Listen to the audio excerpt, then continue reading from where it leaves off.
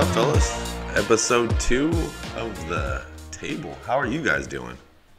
Doing good, man. We just barely made it up here. No, that's a lie. No, that shit was flooding crazy. No, luckily we got up here. Most people don't know. He said sluckily. Luckily.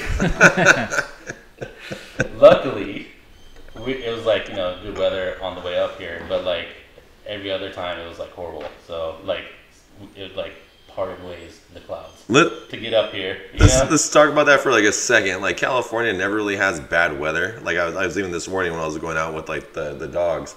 It was just like, man, I was like, either you're trying to light us on fire or you're trying to drown us. Like what? like what's the deal? Or like pull us from below. Dude, it's crazy. Like obviously, like we've commented before. Like we were on a hill, so it's not that bad. But like, how's it been for you guys down there? All right, I'll say my piece, man. Uh-oh. Dude, it was crazy coming up here. Water slides, landslides. Wait, there was a little bit of Yeah. Come in. What? Also, Raman also has like the ultimate outdoor vehicle. He got a out of tent. all of Yeah, us. I was a little excited. I was like, oh, maybe we'll be able to drive through a couple river crossings. A little adventure coming here. Dude, he brought his car to the snow. You know that? Yeah, dude. Like, do you see how the You thing's guys think outfit? about that stuff, like. I don't give a shit about the flood. I mean, yeah, to be honest, San Jose's been completely different. I have not noticed like much flooding. It wasn't until G sent that video yesterday that Gilroy's That was underwater. Oh, yeah, dude. Over here, being on And the that was hill. real because Corey, one of my employees, Yeah. Corey, he lives 25 minutes away, but it took 2 hours for him to get home. Dang. No, dude, when you posted that, I was like, is that even current? Or is that some random shit that someone made? I Yeah. had a question or two. It was sent 2 hours like before I sent it to you guys. Like it was posted 2 hours, but it was at night, so that doesn't really mean anything, does it? So I don't know. I mean, We made it here. I think Mike's going to the shop later, right? So you'll. Yeah, we are see here what's going today. Yeah, we made it. We made it. Hey, there's literally sun out there right now. Yeah, we got some sun, No rain. some light stuff going on here. Yeah. So, you wanna segue into the table? Like we're just talking like what like There's no weather channel. I think that's like the cool part about it is like we can all talk about the stuff we come from and everything we're at, right? So like, even like talking about like let's talk about the stuff that we come from. Might go closer on the mic. Oh, mic Just on the bring it mic. up. I would bring it higher. You just move it up. See how they get right there. There you go. As G said, You gotta kiss swallow the mic, You gotta eat it. which is gross, and I feel like that's very sexually inappropriate. I know. Ed, while we were setting it up, Ed was like, "You gotta kiss the mic," and I was like, "We gotta write our names on it because if we switch, we're just basically like kissing each other." No, I think we really do though. All right. I mean, we're already past that point. Let's just be like, let's be honest. We're already past that point. All right. So let's talk about Into the Table. Since we talked about, or we're actually talking about like individual perspectives in general, let's talk about the individual pressures that each one of us have to go through. Like what I think you brought it up perfectly earlier. Yeah, I mean, a lot of it is for me. Like what we're talking about is like comparisons and like cultural expectations. For those of us who don't know, we do have like a little prep call, but in that prep call we talked about this, and for us it's like me being Indian, Punjabi, I come from a family that has a lot of expectations. Living that like kind of linear like line of like you go to school, you go to college, you get a job. I was thinking of a very bad joke of like lawyer, doctor, or something, or software engineer. Yeah. Right? I know Ed knows all about that one, but I was not that. So I was like the black sheep, and I got hated on by my family like so much. Like, oh, this guy's gonna be on the streets. Like, you're not gonna take care of nobody. Can you take care of yourself? Yada yada. And I think like I heard that so much, it's kind of like built into my brain a little bit. And for better or for worse, like it's like I kind of use that now. Like I've been like grown and like matured to a certain point where it's like, all right, like that's what I grew up with that anxiety, like waking up almost like every day thinking about it in that manner.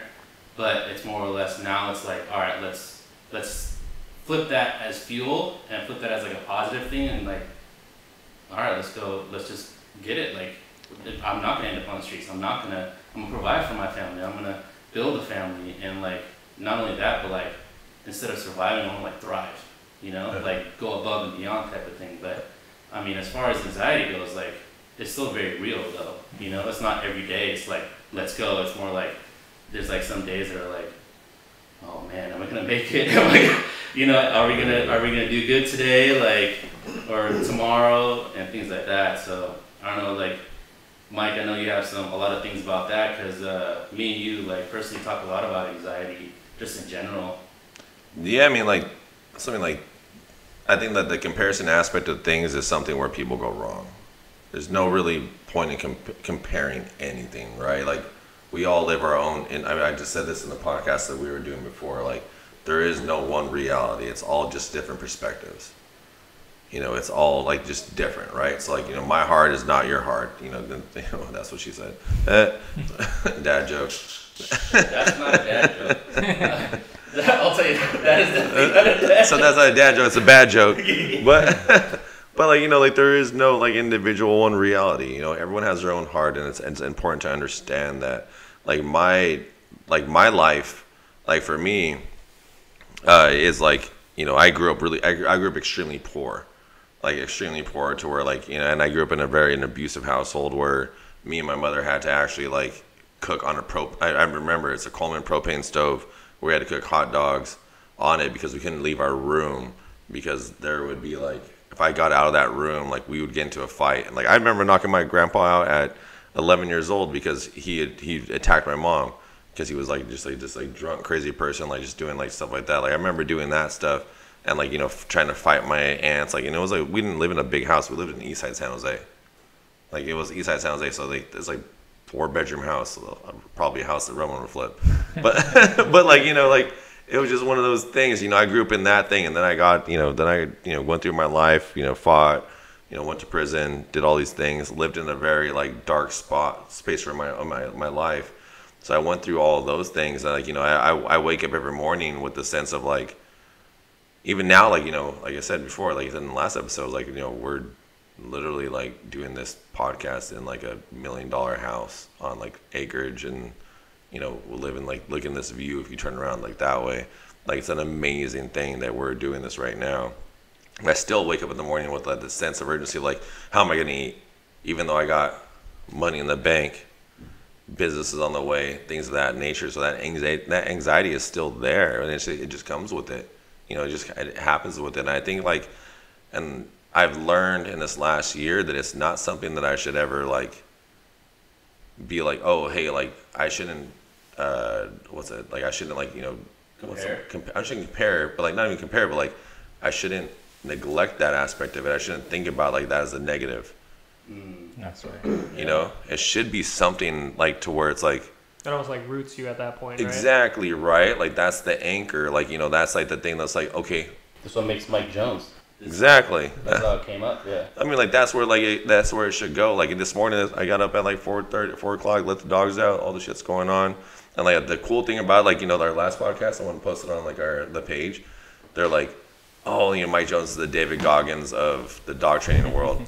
And like to me, I was like, amazing. I'm beat.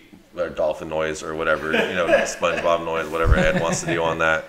But like, you know, I thought that was like, that was fucking awesome, man. I was like, oh, that was cool. It's like, cause like that's for me, my purpose in this world. I figured it out. Like, you know, it's just basically being like, hey, no matter I'll use this anxiety, I'll use this like these issues that I have like in my own self, my own like personal background to like relate to other people, and to be like, hey, like, you know, it's cool. Like you're normal. It's fine. Because for a long time, like I didn't feel that way.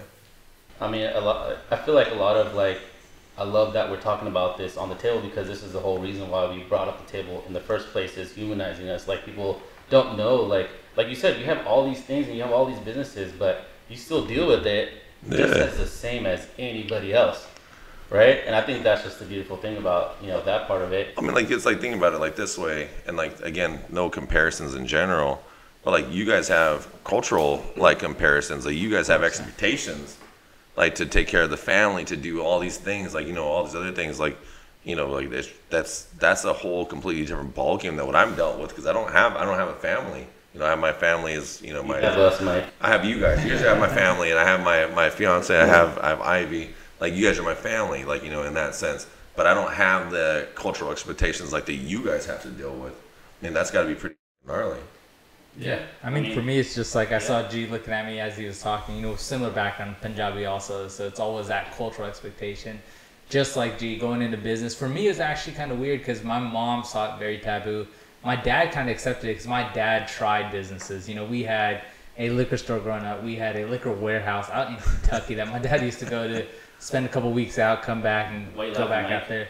We had a Hallmark store. You know what? So my dad tried, and you know, I think he had about 3 or 4 businesses, and you know, he took a lot of loans out on the houses. And I remember my mom telling me one year he lost like $1 million, right? Like we could, and she used to always hold it against him. But then what my dad did is he took that and he started working, you know, 14 days straight, you know, 10-hour days, and kind of built back the wealth, bought a couple properties, and just kind of tried. And he still works, and I think he's accepted, like, you know, I tried, and I'm working. And then, you know, when I started getting in real estate was the first time he actually told me, like, I want you to do this. I got money saved up in retirement. Like, if you need money, let me know. Let's just start investing, because, you know, I've tried it, and, you know, I think that it's the route to go. And I think that's a big thing, right, is, you know, just bringing it back to businesses. A lot of times we have these businesses, we try them out, we fail at them, and then you walk away. It's about, you know, recovering, right? Learning from them. Everybody says it, but it's really just trying again and trying again. And, you know, we know, I think here as a group, we probably tried a bunch of different businesses together and outside on our own. We got to get a number on it. How many businesses? My number's insane. It's easily 10 digits. I think I have like 3 LLCs that I haven't closed. It's 10 digits. It's double digits. Oh, I was about to say, like, damn, you did that many businesses? Yeah, no. I mean, that's probably one thing that we're different in the sense, like, I've always been like, sink the ships. Like, like, this is what I'm stuck with. Like, this is what we're doing. Yeah. You know, like, that's kind of like how I've always been. Like, it's never been like a sense of like, all right, I'm gonna try something this. Like, nope. And it might be the stubbornness or the pettiness inside of me, where it was like, nah. I mean, like Primal Canine, for example. Like, gee, you know, I mean, obviously you guys know it too because he's been around. But like, dude, how many times has the city tried to shut us down? Like, Too many times. Too many times. I mean, I've lost hundreds of thousands of dollars doing this. I've lost tons of time with my kid. I've lost tons of time with my friends. I've neglected a lot of different things, like just to do this business. But that's like the crazy part, right? Because I feel like a lot of people, if they get hit with that, they're like, hell no, I'm out. Exactly. Yep. So I feel like that shows a lot of your characteristic, right? Yeah, I mean, like, that's like, you know, that's kind of the thing, like, that I'm about. Like, I'm like, all right, like, cool. Like, when I talk to, like, you guys, like, when we have our own conversations, or when I talk to everybody else, I'm like, dude, like, you know, like, this is why there is no plan B, there's plan A, and that's the only plan you stick to. So, like, when the people who listen to this, I want it to be like, hey, like, if you commit to something, commit to that thing. And like we said last time, like, you know, people are thinking crazy with that last one. Like, be willing to die for that one thing. Mm-hmm. Like, not in the sense of like, I'm going to die, but like in the sense of like how much you're willing to push for that one thing. Mm-hmm. Well, I mean, I think like, I think like the one, it's funny because we posted a video on Canine Street League and Ed backed me up on this one, which is we're going to segue to Ed. But we have not forgotten about you. Yeah. So, God damn it. We want the Ed story. But like, no, like there's like a video that we posted. It was like it was either reps on reps one, or like a workout video. And I think that's my favorite video. Yeah, like, dude, like for me, like I'm like, that's like, you know, to me, like I thought like when we made that video, I was like, dude, like this is so cool. Like we're gonna help people. Like people are gonna understand and relate to it. And then some F word, B word, dolphin sound, whatever you want to call, was like, oh, this is like, you know, this is ego. And then Ed's like, ma'am, I believe this was meant for motivation. Mm-hmm. And he commented on that one. I was like, dude, was like, that's what, you know, because that's what we do. Like, we're not like, we post the things we post and we do the things we do to help people to get through those hard times, right? But not to flex by any means. We're not flexing on anything. Like, you know, in general, like, there's nothing that we do. It's just more put it out there. But Ed, cultural and expectations. I feel like we all know about like each other a little bit, but Ed's like the most mysterious. Like he does it mysterious. All right. Anyways, well, you know how you brought up like the whole lawyer, doctor, engineer thing? So I feel like Asian culture is like similar with you guys. Well, I'm Chinese specifically. So I would say, yeah, I kind of grew up like that's what my parents' expectations were like after high school, college, or whatever. So before I got into all this and also like dog training, video stuff, whatever, I finished in college with healthcare. So I worked in healthcare first. Then at that point, I kind of pivoted and went into more tech stuff because I was trying to become a software engineer because I just had that pressure from my parents the whole time where it's like, okay, you got to do this. This is like the route you have to do. But I felt like each time when I did it, that kind of stuff didn't click with me, but I still felt that pressure like, fuck, well, I got to do it because that's what all my cousins are doing, siblings, whatever, like family members. And then I think after that, like healthcare for like 4 or 5 years, then tech for like 2 years, that's when I was like, okay, I started picking up on this dog thing and I was like, okay, this is something that I actually like. But for Asian parents or like families, I don't know about Indian, but they are very anti-dog, man. My mom loves my dog. Dude, how so like that? Because I remember we talked about this before. Like that's a very unique thing. Like I know nothing about it, but like that's a very unique thing. Like when you're obviously your passion is something, right? Like you want to do something like this is something that clicks with you, and you can do that. But like your family pushes you another way, and like that doesn't click at all. Like how is that? Like how how does it even feel? I don't even know what that. Well, I mean, okay, so you guys know how I used to work at Tesla while starting my dog training business. So Actually, you did not. Oh, well, Mike. I knew.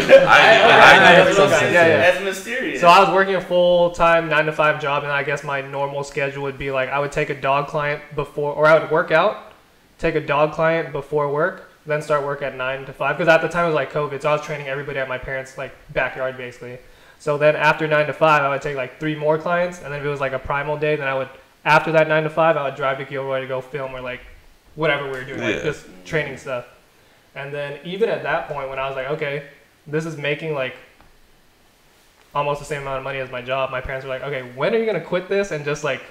Oh shit, they were down. They had the flip. Oh no, not quit the job, quit the dog thing. They're like, stop wasting your time. Like you're not done with like, because you get off work at 5, then I would have a client 6, 7, 8. So I'd end at 9. And they're like, dude, you're wasting like hella time. Why are you doing this when you could focus more on the tech stuff? So I think that battle went on for a while until maybe like recently. I think now they're more accepting of it because they don't always bust that question out like, oh, when are you going to quit the dog thing? Because they were, basically I would hear that every week basically. Does it trigger you? I mean, I think it triggers me, yeah, for sure. But I'm just like, well, this is what I want to do. But I think it's just until you show them it's successful, you're never going to get that recognition. And I mean, for me, I guess I'm blessed that I get a little bit of recognition. But I think some families just be like, hell no, forever. Yeah. I mean, like my parents are like that. Definitely. I mean, yeah, I always felt that way growing up. I don't know if something clicked with my parents, but my parents are actually pretty down. I have like, just as a background, like my wife's Hispanic, that's usually taboo, right? But everything, and, especially going on into like this older age, my parents have been happy and down and loving and supporting of everything. So it's really changed. That's when amazing. I was growing up, I had a big fear. Shout out to Raman's parents. Yeah, no, definitely. I mean, before even, my wife, Yesenia, coming into the household, getting married, like, they used to be a little bit hesitant. Now, like, they love everything about having her around and, just kind of, she pushes them actually to take trips and live life a little bit. Because my parents are the type that they work, they come home, they watch a little TV and they work. And now they're like traveling and going out on vacations. They went on their first vacation to Hawaii by themselves in their entire life. Every other trip's been like yeah, that was their first one ever. And it was to be honest, shout out to my wife Yesenia pushing them to do it. They were actually supposed to go with my brother. My brother secretly on the back canceled on him last minute. Like he's in Hawaii right now. And he told them that, we can't go. And we all kind of decided it'd be better that they do this themselves. Oh, yeah. So they can learn how to travel. Can you do me a favor? Can you look into that camera and say shout out to my wife? Shout out to my wife, Yesenia. There you go. There you go. I have a question for you though, G. Yeah. So what do your parents think you do and what do they like think of that? Because we know you do media stuff, but in their eyes, what do they think you're actually doing? They think, it's the same. I explain it, like, what it is that I do. A lot of people, this like doesn't even go into like, you know, just my parents specifically. I never say. I can't say it either. But most people think like I do marketing because of Mike, actually, because I've just done like so many things as far as like creative stuff goes with Mike, and Mike is just like so abundantly on social media, and I repost a lot of that, whether it be like graphics or, you know, photography or, you know, videography. Most people assume that it's marketing, but I'm just strictly a video producer, and I explain that to my parents, and they get it now. I mean, I think they get confused in a sense too, because I don't actually communicate with them like on a day-to-day what's actually going on. But I mean, and then on top of that, like along those lines of like, you know, how many businesses that we've started, I've been involved in so many things where they feel like they haven't caught up to like what's happening now. But we've been doing this for the last 3-4 years now, so that they're pretty like in the know of like what's actually going on. How they feel about it, I don't know, man. Like, I actually don't know. Like, at some point, you gotta stop caring. Yep. And you just gotta do you, you know? Like, You just gotta not give a I mean, like, dolphin noise. you already said it. We got a lot of dolphin noise in this episode. Because I mean, No, I gotta bleep the dolphin noise and the. It's like two things. we'll just censor it ourselves on here verbally. Right. But I feel like a lot of families, they are against business in general, not just the field. I feel like everyone's just like, get a stable job that pays well, so you can just like support and not have to go through the ups and downs. I think that comes from like something like, you know, obviously like culturally, people come from like different cultures, right, where they don't have money, or like you come from different, and you know, I don't know, I hate to use like the word, like, you know, the minority aspect of things, right? Like you people who come from nothing, like they want you to be stable. Something like, I think like a lot of it's like, you know, obviously like I think our parents have these expectations, or not our parents because I don't have one or any, but like, you know, the parents have these expectations because they come from nothing, right?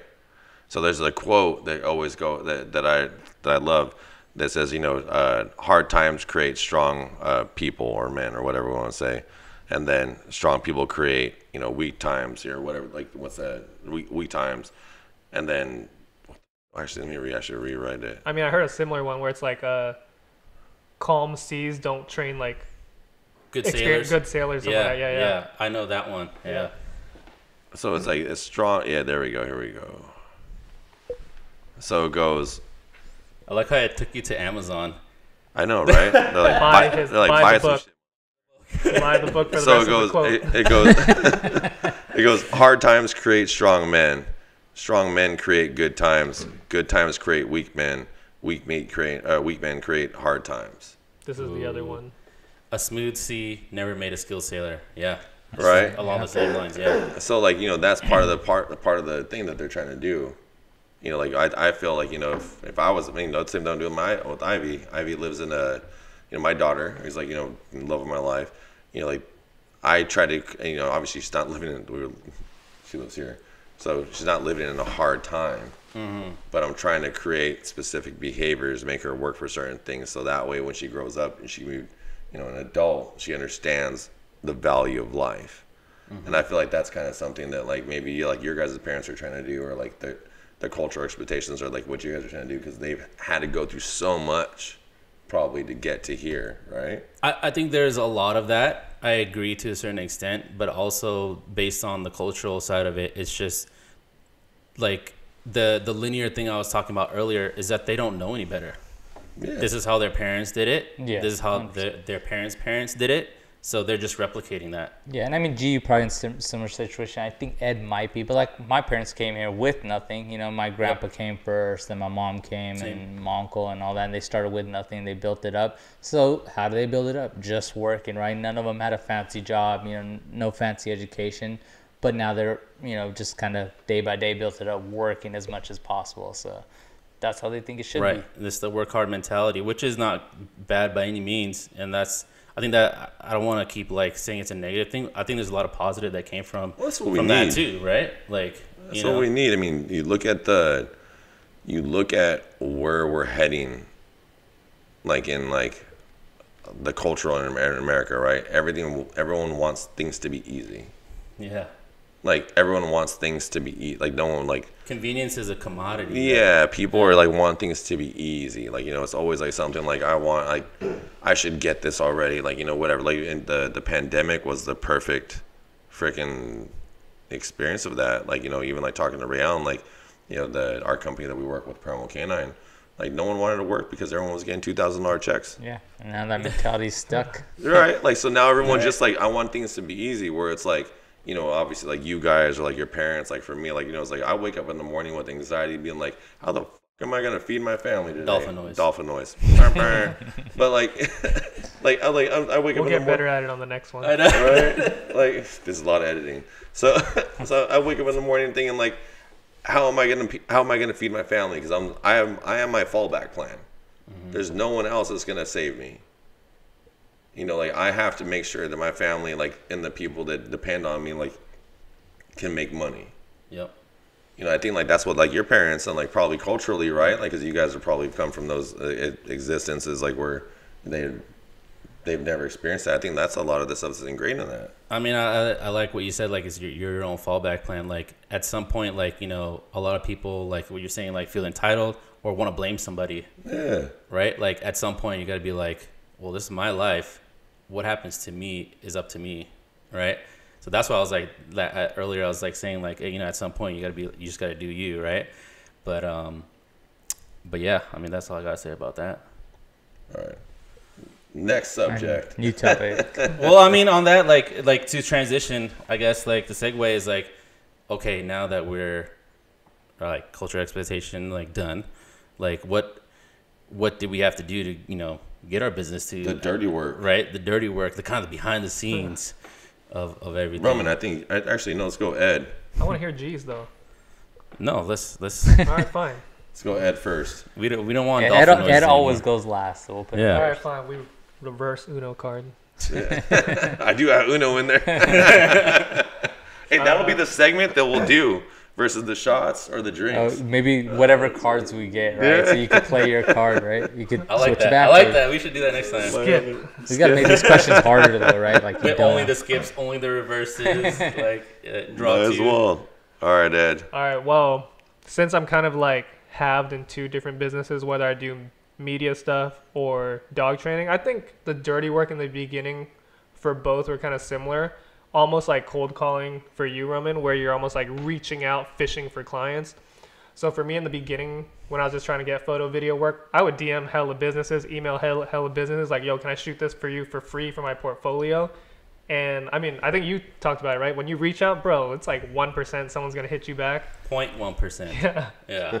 But I mean, at the time, this is what I thought, which is something that maybe people could learn from. Cause I was like, damn, I'm hella good. Why aren't they hitting me up? But at that point, you know, like when you first start, you think you're really good. Then later on, you're like, damn, I was trash. No wonder no one hit me up. And then I think for people that people that are getting into media work, I think you need to realistically think about your skill set at the time, and then decide if you should keep building that skill before you even charge anybody.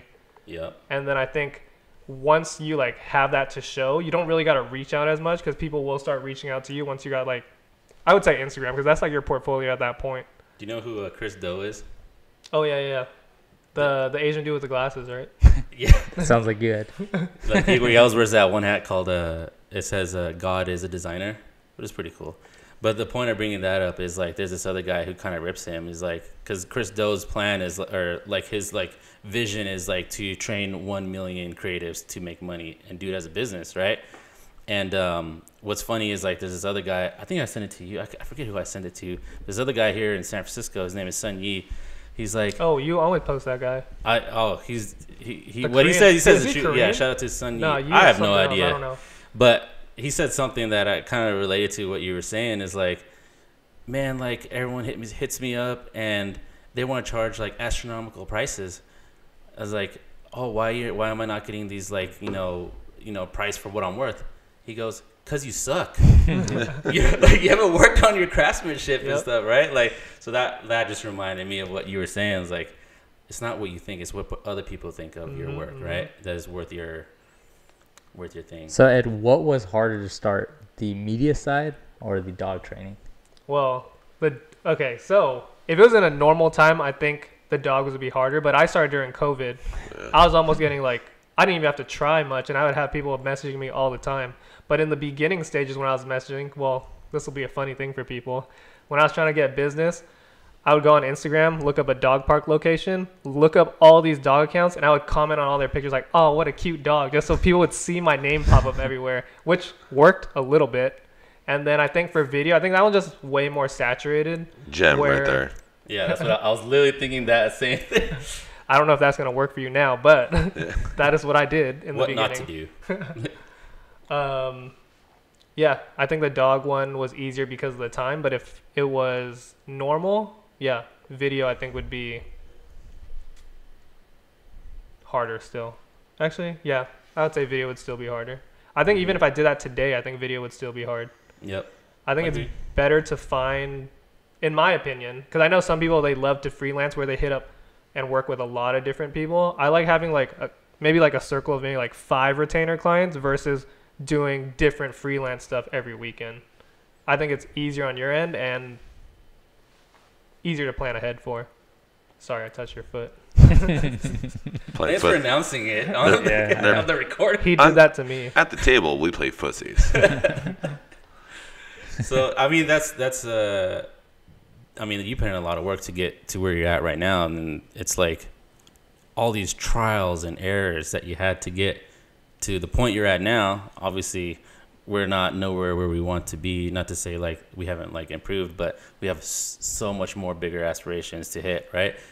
And to go on that, like Roman, I know you have like kind of a similar like dirty reach out, reaching out strategy. No, most definitely. And mine took a lot of time to learn and figure out. But just to get the background, when I buy real estate, I buy it off market. So that's people who aren't really thinking about selling their house. So they're thinking about it, or they have some kind of life situation. So my goal is to get in touch with them and convince them to sell to me. And what we do is cold calling. There's tons of ways to do it, but cold calling is the most efficient. I think anybody who actually does it will back that. So what I do is I cold call people. So I get leads. I get lists of people that are in some kind of distress situation. So they're behind on paying taxes, or their renters are really bad. And then I reach out to them, make a call, and say, hey, I'm looking to buy your house. Would you like to hear an offer? And just kind of go from there. And what it really turns out to be is a numbers game. So to be most optimal, it's about making 80 to 100 calls a day and having about 2 to 3 hours of conversation with them, and putting out about 80 to 100. So that's about 8 hours of calling just nonstop. But it gets really, efficient. So you get like dialers, right? You plug in, all these numbers, and this dialer, what it does is it calls 4 to 8 people at a time, and whoever answers first, it connects you with that. So you're not wasting your time dialing to voicemails. And then you hop on the phone and, you go through a script. But, as I've done it, you get more efficient. I'm not the first person calling. I have a team in, now I think they're in South America, just to kind of have a good accent, because that's what people want to hear. So I have a team that calls these lists for me first, and they say, hey, are you looking to get an offer for your house? And if that person says yes, they send it to me. So that team makes the 80 calls for you? No. So they just make the first call. They call thousands of people a day because they're just on dialers. Most people are hanging up on them. Most people are cussing on them. And if they get somebody, and they just ask 3 to 4 simple questions like, do you want to sell? Do you want to offer? How many bedrooms? How many baths? That's about it, right? Do you own the house? And then if they say yes, they send it to me. And then I call all these people. So I then take that list. So we give them a list of 10,000. They try to break it down and maybe give me 8 to 10 people a day. And then as I kind of get that, I just follow up on everybody who didn't answer and stuff. But yeah, about 80 to 100 calls myself. I will say this. Do you guys know what Kirby vacuums are? Yes. Yes. I've heard the stories. I never used Ed a doesn't Kirby. know, as being the youngest guy here. I used to sell Kirby. I used to sell Kirby vacuums. No, you didn't. I did. I had no idea. He was a dialer. No, I used to have to Door to walk door, up. right? I used to walk up door to door, and like kind of going on to like what Roman's saying, like that cold calling thing. Like that's gnarly, because you get people who like, you're just like, I had the conversation with Katie, like in Drinks and Dogs. Yeah. People are just mean for like no reason. Like you're literally just going out there and being like, hey, do you want to try this out? Like, do this, or like, you're like trying to offer them a certain situation, and like then people are just like, F you. exactly. I mean, I can probably everybody Right. watching. I've done it myself. You guys have gotten those calls with people, randomly try to buy something. That's what we do. That's what I was doing. I hate those people. And before, I hate them too. When somebody calls me about when somebody calls me about buying a house, I still don't like talking to them. I usually hang up on them, but it's just part of the business, right? I reason with these guys. I'm like, hey, man, like I'm doing something. If I even do answer the call, but like, because I know how like how shitty that feels. I'm like, hey, like like I get it, like I get you what you're trying to do, bro. I was like, but like I'm not really in there. I'm like, and they keep pushing. I was like, yeah, okay, like I'm gonna like hang up right now, but like have a good day.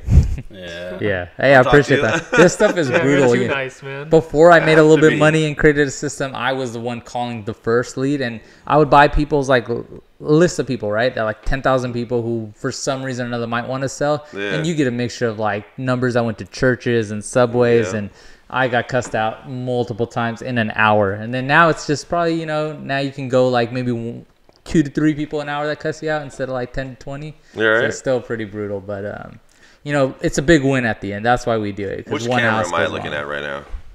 You're looking at which camera am I at? You're this on one. that one. Be nice, our mother effers. Out of all the businesses that we have, yours is probably the most well-known worldwide.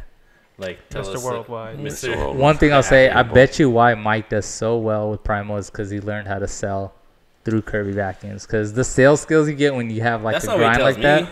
I don't know. This is the first time hearing Kirby. Now- I know Mike was a Mercedes salesman. Yeah, but It was he started like- right. It's one level at a time, but So- that's I a got grind. I man. got you. I will. So I did when I first got out. I went to Norman and Chrysler Jeep in San Jose. Yeah, Capital. And then there was a guy. He was the car.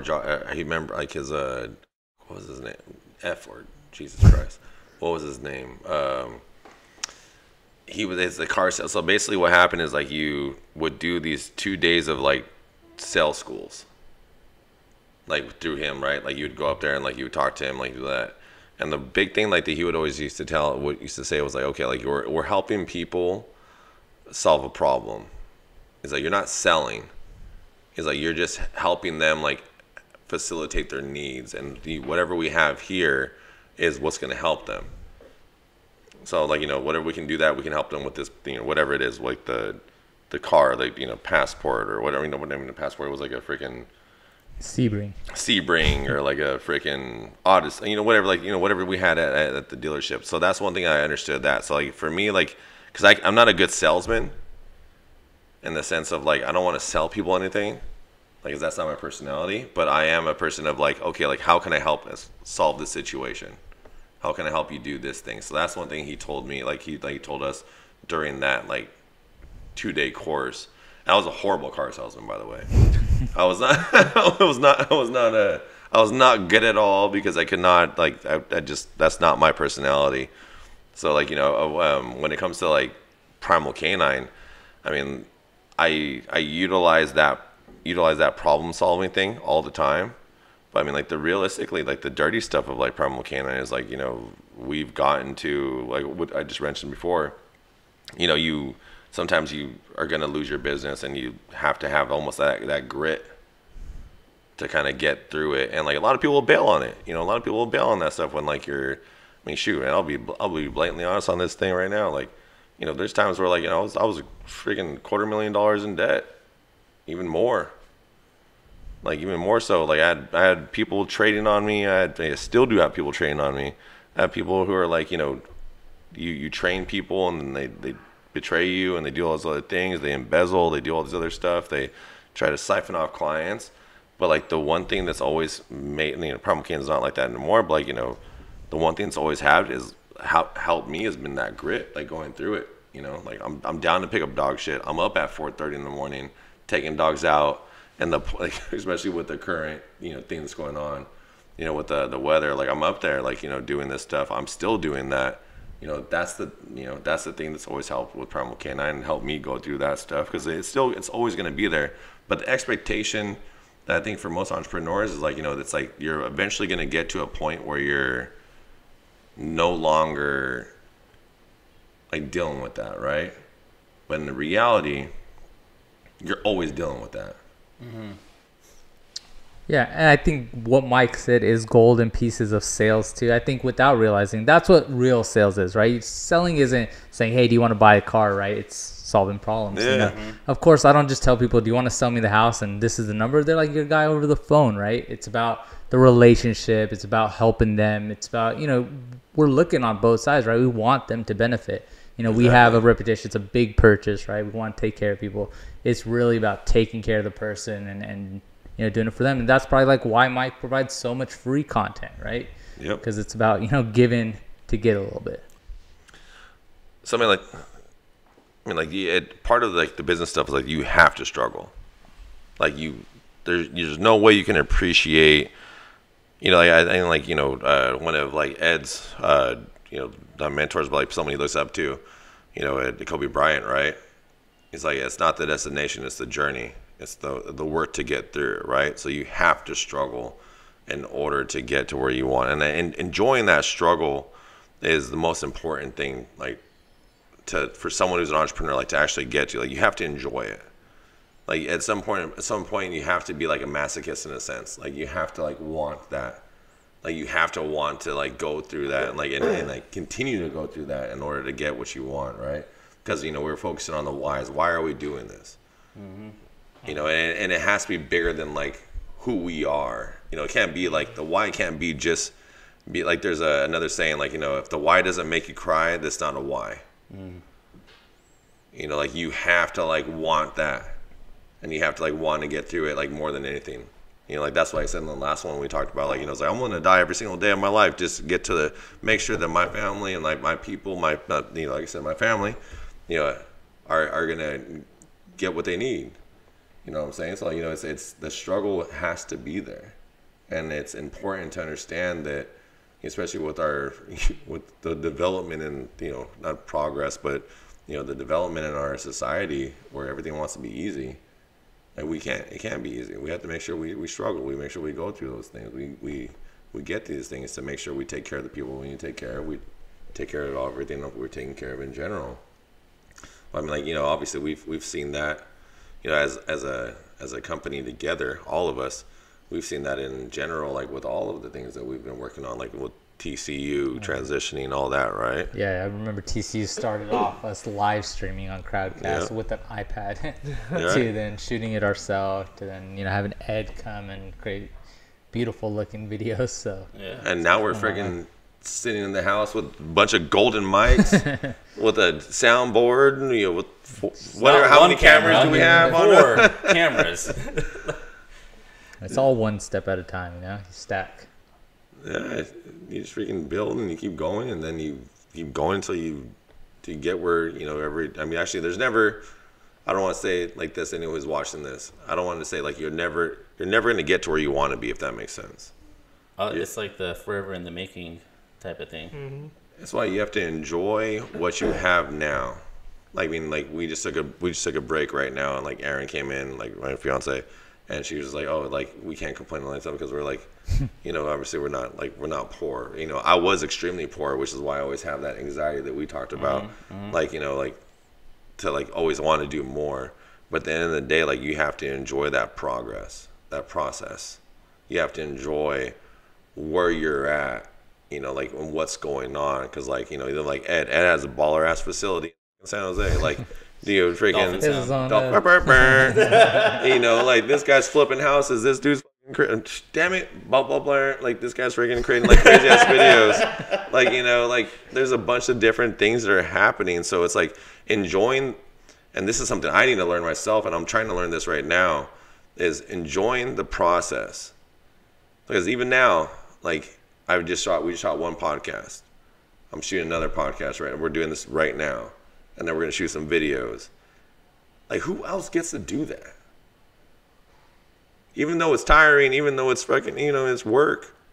You know, like, who else gets to do that? Like, there's, like, enjoying that process. And not even like I'm doing this, like, back when I was home in the east side of San Jose. I'm doing this in the hill at my $1 million house. With the crazy view, with my cars outside, like, you know, there's so many things that we can be like, grateful for. So it's important to understand that if you're watching this, it's important to understand that if you continue to grind, if you continue to push, if you continue to like go through it, you'll eventually get through everything. And then you'll be somewhere. But the most important thing, and this is a mistake that I make, is to open your mind, open your eyes and see like, hey, this is where I'm at. You know, like this is where we're at. Be realistic and honest to yourself, yeah. I mean, dude, I'm freaking sitting here talking to like, I mean, although I don't mean, you guys might not realize it, but I'm sitting here talking to like four of my best friends, like just hanging out, talking on a podcast, like just having a good time. I really wanted to say, "Aww." No dolphin sound. No dolphin sound. But yeah, I think the whole enjoying the process thing is a totally different mindset that most people don't have. Because like, Mama mentality. Yep, we're gonna pull a Kobe interview right now. Exactly. I was like, there's one where he was like, yeah, the average person would be like, oh, but if you do all that, you're not gonna have any fun. What's fun? But then he was like, why being the best is fun, or like getting there to being the best is fun. Which I feel like it's like similar to us, right? Like we enjoy the work. It's not like, oh, I'd rather go hang out at whatever instead of doing all this, because at least this is building towards something. And I feel like we're not at our final result, but it's getting better and better each time. You know? Well, the cool thing for it says like what's in the else, but like the cool thing is that even though like we're not at our final result, we're already influencing. Like that to me, and like me and Ev had this conversation before, and like his Ed's similar to me in the sense of like we when we influence somebody, it creates competition in a sense. And it makes you better. Yeah. Yeah, I mean, because like for me, like when someone's like trying to go, I'm like, let's go. Like, all right, like you ain't ready. Like you woke something up, fucker. Let's go. Like this is what we're going at, right? Like don't wait that side up, because now we're coming to hurt some feelings. Annihilation. KTA.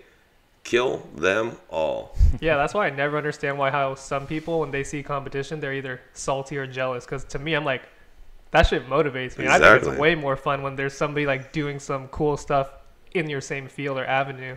And the cool thing, I mean, the thing like we all have like in our own senses. It's not like when you watch this, like we're not saying like, hey, like we're mad at you or anything like that. Like, you know, like, I'm mad at you, Mike. What the hell? I mean, you're always mad at me all the time. But it's not like, you know, like it's like that. It's just like it's a healthy. I mean, I think competitiveness is a healthy thing to have. Yeah. You know, like, and as long as you don't take it in a negative way, as long as you don't be like a jerk to people, as long as you're like, you know, like for me, like I look at it like I'm competitive with myself. You know, which sounds weird, but like, you know, at the end of the day, it's like, okay, I need to do better this time. And then I don't even look at anybody else.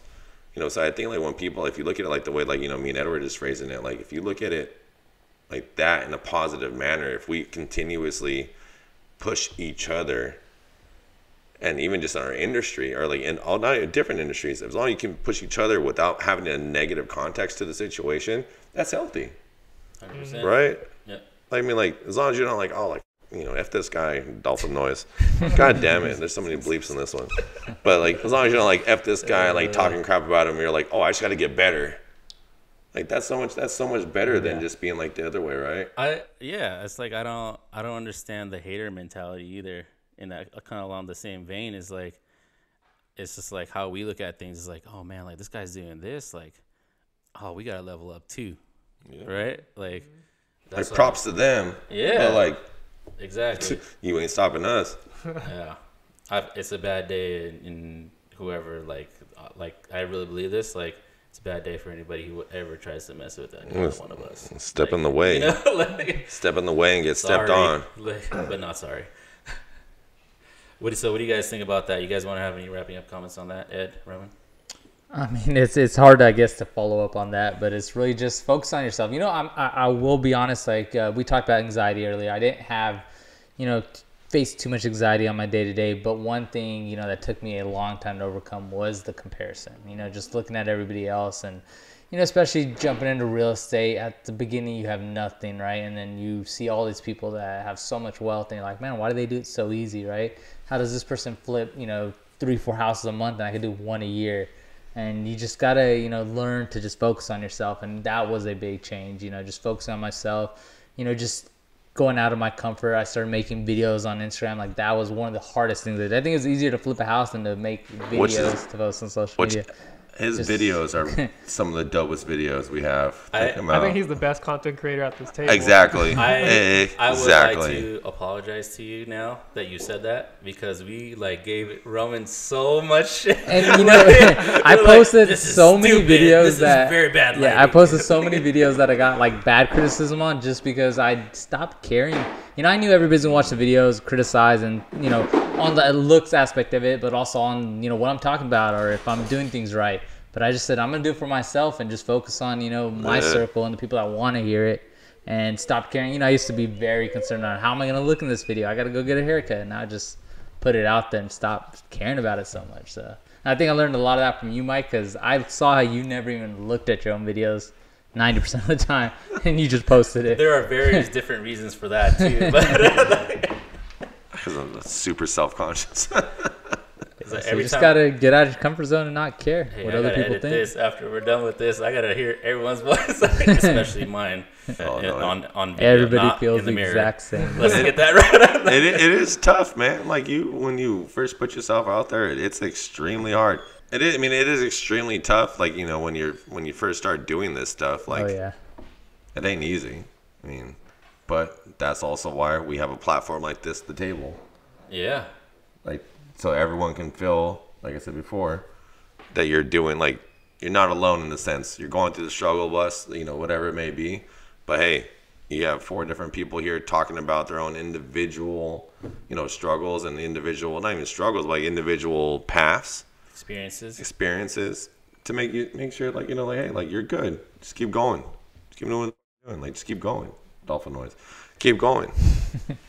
Oh, okay. Well, all right. So for takeaways for people that are listening, I feel like since we have 4 different perspectives on whether that's business or lifestyle or cultural expectations, I think whoever can take pieces from this and relate to it, apply it to their own lives, I think that'll be most beneficial to them, whether that's like those 3 categories I said, right? Business or lifestyle, cultural differences. Because I think even though if it's, you don't have to be Indian, Chinese, whatever Mike is, to apply that to your life. There's a lot of lessons here that I think anybody can apply, and I think utilize that and you can build yourself a better brand or like routine for your lifestyle. My name is Mike Jones, obviously. You can find me at Mike Jones _ or at Mike Jones _ PC on Instagram, and also at Mike Jones on Instagram as well. Edmund Lu, where can they find you, sir? For me, I have at Edmund.Lu on Instagram, and then I have at Canine Training Co. for the dog training page. And then we got the Money Man Raman. Where are you at? Yeah, I'm Instagram, TikTok, but it all stays the same. It's Raman and his beard. Raman and his beard, which is my favorite. Which is one of my favorite handles. That's my favorite handles of all time. Because I feel like. And like, it's like when I first was, God damn it, why did I think about that one? Mike and his beard. Yeah, when they had like the big beard, like, you know, like what, 2-3 years ago? We should just do that. Roman and his beard, Mike and his beard, Jay and his beard, Ed and no not beard. his beard. Clean shave Ed. All right, so G, where can we find you at? My personal Instagram is g.bains, and for the company it's at BCO Agency. And you can find this episode and the previous episode, which we recorded, on YouTube, Spotify, and podcast. And, you know, on this media team that we have, follow us on network.ptv, which will be posting all our podcasts, all our shows on there. So go ahead and give that a follow, guys. On Instagram. Also, it's pretty crazy that we have all that stuff on freaking Spotify and everything like that. So yeah. Spotify, Apple Podcasts. That's crazy to me. Good shit, guys. Another great episode. Hope you guys liked it. See you next week.